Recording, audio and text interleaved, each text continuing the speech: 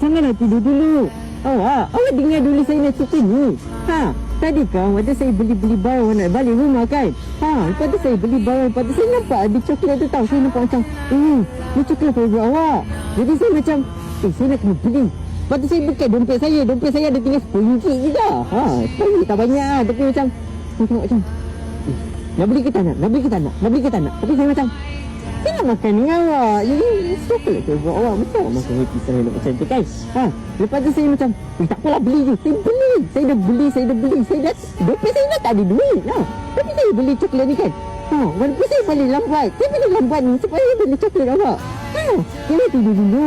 Saya dah pergi rumah awak dah. Jomlah kita makan coklat sama-sama. Awak tunggu sekejap je. Saya dah sampai dah. Kita sampai, kita makan coklat. Boleh kita makan coklat sama-sama. Janganlah tidur dulu. Saya nak makan coklat sama-sama dengan awak. Lagipun, saya tak ada duit dah nak makan apa-apa. Jadi, janganlah makan coklat sama-sama. Tapi saya makan sikit. Makanlah. Yang penting, saya makan dengan awak.